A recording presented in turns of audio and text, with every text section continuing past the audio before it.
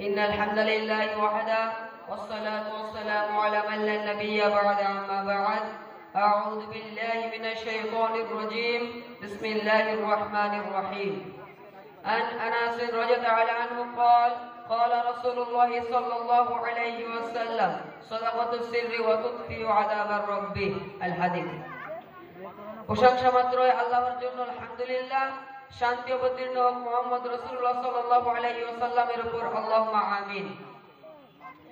মাননীয় বিচারক মণ্ডলী, উপস্থিত অত্র মাদ্রাসার শিক্ষকগণ, সুবুদ্ধি সম্পূর্ণ সদস্য মহোদয়গণ ও শ্রোতাবিন্দু, আমি আজ বাৎসরিক আঞ্জুমানে যে বিষয়টি নিয়ে আলোকপাত করতে চলেছি সে বিষয়টি হচ্ছে আল্লাহর রাস্তায় দানকারী। দান এমন একটি নেকির কাজ যার দ্বারা আল্লাহর বিশেষ রহমত পাওয়া যায়। যদি কোনো ব্যক্তি আল্লাহকে সন্তুষ্ট করে না চায়, গোপনে দান করতে পারলে কিয়ামতের দিন যখন আল্লাহর ছায়া ব্যতীত তার কোনো ছায়া থাকবে না, আল্লাহ তাআলা ওই ব্যক্তিকে তার ছায়ার তলায় রাখবেন। আবু হুরায়রা রাদিয়াল্লাহু আনহু বলেন, রাসূল সাল্লাল্লাহু আলাইহি ওয়াসাল্লাম বলেছেন, কিয়ামতের দিন যখন আল্লাহর ছায়া ব্যতীত আর কোনো ছায়া থাকবে না, আল্লাহ তাআলা 7 শ্রেণীর লোককে তার ছায়ার তলায় আশ্রয় দিবেন। 1 ন্যায়পরায়ণ শাসক, 2 সেই যুবক যে আল্লাহর ইবাদতে বড় হয়েছে, 3 সেই ব্যক্তি যার অন্তর সর্বদা মসজিদের সঙ্গে যুক্ত রয়েছে, 4 ওই দুইজন ব্যক্তি যারা পরস্পরকে আল্লাহর রাস্তায় ভালোবাসে, 5 ওই ব্যক্তি যে নির্জনে আল্লাহকে স্মরণ করে, 6 ওই ব্যক্তি যদি কোনো সুন্দরী পথভ্রষ্ট নারী তার দিকে আহ্বান করলে সে বলে আমি আল্লাহকে ভয় করি, 7 যে গোপন দান করে অর্থাৎ ডানে দান করলে বাবা জানতে পারবে না। এই হাদিস দ্বারা আমরা স্পষ্টভাবে বুঝতে পারলাম কিয়ামতের দিন যখন আল্লাহর ছায়া ব্যতীত আর কোনো ছায়া থাকবে না, আল্লাহ তাআলা 7 শ্রেণীর লোককে তার ছায়া তলে রাখবেন। তার মধ্যে 1 শ্রেণীর লোক হচ্ছে গোপনে দান করে। প্রকাশ্য দান করাও যায় না, কিন্তু গোপনে দান করা যত বেশি নেকি হয়, প্রকাশ্য দান করা তত বেশি নেকি হয় না। আবু হুরায়রা রাদিয়াল্লাহু আনহু বলেন, রাসূল সাল্লাল্লাহু আলাইহি ওয়াসাল্লাম বলেছেন, যদি কোনো ব্যক্তি আল্লাহর রাস্তায় এক জোড়া করে কিছু দান করতে পারে, কিয়ামতের দিন ওই ব্যক্তিকে জান্নাতের সকল দরজা হতে আহ্বান করা হবে। জান্নাতের অনেক দরজা রয়েছে 8টি, সুতরাং যারা সালাতের হবে সালাতের গেটে আহ্বান করা হবে, যারা দানকারী হবে তাদের দানের গেটে আহ্বান করা হবে। এই হাদিস দ্বারা আমরা স্পষ্টভাবে বুঝতে পারলাম দানকারীর জন্য জান্নাতে একটি নির্ধারিতভাবে গেট তৈরি করা হয়েছে। আবু মুসা আশআরী রাদিয়াল্লাহু আনহু বলেন, রাসূল সাল্লাল্লাহু আলাইহি ওয়াসাল্লাম বলেছেন, প্রত্যেক মুসলমানের দান করা উচিত। সাহাবীগণ বললেন, যদি সে না পারে তখন কি করবে? রাসূল সাল্লাল্লাহু আলাইহি ওয়াসাল্লাম বললেন, তাহলে তাকে সিয়াতে কাজ করে নিজে উপকৃত হবে এবং অপরকে সাহায্য করবে। সাহাবীগণ বললেন, যদি এটা সে না পারে তখন কি করবে?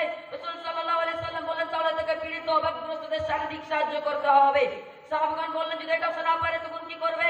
রাসূল সাল্লাল্লাহু আলাইহি ওয়াসাল্লাম বললেন, তাহলে তাকে মানুষের কাছে ভালো কাজের উপদেশ দিতে হবে।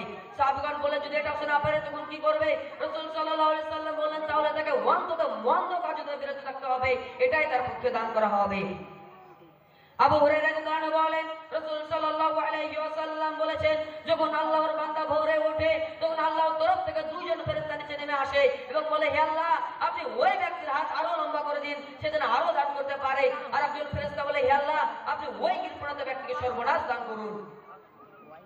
আবু মুসা আশআরী রাদিয়াল্লাহু আনহু বলেন, রাসূল সাল্লাল্লাহু আলাইহি ওয়াসাল্লাম বলেছেন, প্রত্যেক সুবহানাল্লাহ বলে একটি সাদকা, প্রত্যেক লা ইলাহা ইল্লাল্লাহ বলে একটি সাদকা, এমনকি ভালো কাজের উপদেশ দেওয়া একটি সাদকা, মন্দ কাজ হতে নিষেধ করাও একটি সাদকা, এমনকি স্বামী স্ত্রীর সঙ্গে সহবাস করাও একটি সাদকা।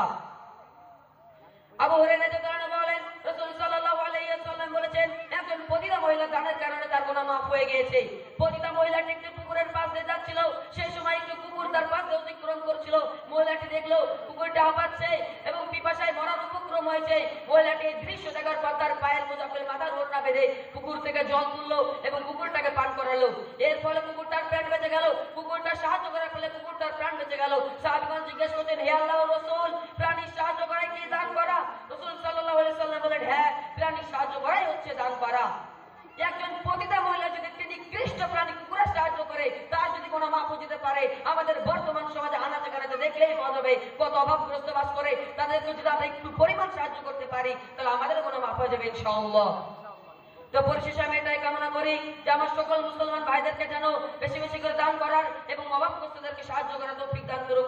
আমিন। ওয়া আখিরু দাওয়ানা আলহামদুলিল্লাহি রাব্বিল আলামিন। আসসালামু আলাইকুম ওয়া রাহমাতুল্লাহি ওয়া বারাকাতুহু।